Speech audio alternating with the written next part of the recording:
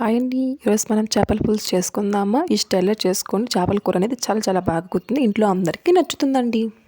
First ఒక గిన్నె తీసుకొని నేను చూపిస్తున్నాను కదండి చింతపండు, అది తీసుకొని 1 గంట పాటు నానబెట్టుకోండి. కొద్దిగా వాటర్ వేసేసి 1 కిలో వరకు చేపలను తీసుకున్నానండి. చూడండి, చేప మధ్యలో ఉంటుంది కదా కొంచెం నల్లగా, అదంతా బాగా చాకు తీసుకొని గీకేసి బాగా నీట్గా కడిగి పెట్టండి.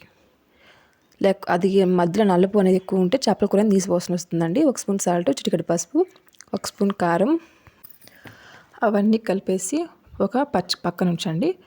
కడాయి పెట్టేసి 2 టేబుల్ స్పూన్ల ఆవాలు, 1 స్పూన్ జీలకర్ర, 1/2 స్పూన్ మెంతులు అవన్నీ చిటిపట్ట అనే వరకు ఫ్రై చేసుకొని మిక్సీ పట్టుకొని పక్కన ఉంచండి.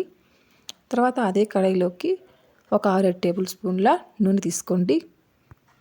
ఆయిల్ వేడెక్కాక 1 స్పూన్ ఆవాలు, 1/2 స్పూన్ జీలకర్ర, 1/2 స్పూన్ మెంతులు, 1 కప్పు ఉల్లిపాయలు వేసుకొని ఫ్రై చేసుకోండి. 2 పచ్చిమిరపకాయలు కానీ కట్ చేసుకొని అలా వేసుకోండి. ఉల్లిపాయ అనేది ఎక్కువ ఫ్రై అవసరం లేదు, పచ్చివాసన పోయే వరకు ఉంటే సరిపోతుందండి. చూడండి, అలా ఫ్రై అయిన తర్వాత 1/2 కప్పు టమాటాలను వేసుకొని ఫ్రై చేసుకుంటున్నాను. చిటికెడు సాల్ట్ వేసుకోండి, తొందరగా ఫ్రై అయిపోతుంది టమాటాలు. ఎర్రగడ్డ టమాటాను కొంచెం మగ్గాక 2 స్పూన్ల సాల్టు, చిటికెడు పసుపు, 3 స్పూన్ల కారం అలా యాడ్ చేసుకొని కలపండి.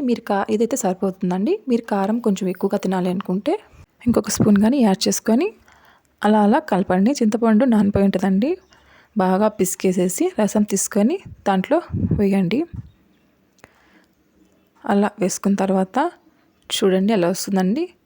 చింతపండు రసం అనేది తుక అని ఉడికే వరకు ఉండించండి.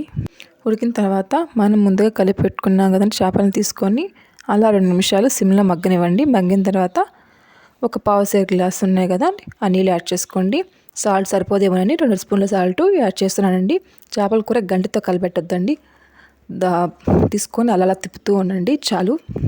చేప అనేది తొందరగా ఉడికిపోతుందండి. సిమ్లో ఒక 10 నిమిషాల సేపు ఉడకనిచ్చండి సరిపోతుంది. మనం ముందుగా దంచి పెట్టుకున్న పొడిని వేసుకొని ఒక 2 నిమిషాలు ఉడకనివ్వండి సరిపోతుంది. చేపల కూర రెడీ అయిపోయింది. లైక్ చేయండి, సబ్స్క్రైబ్ ఛానల్.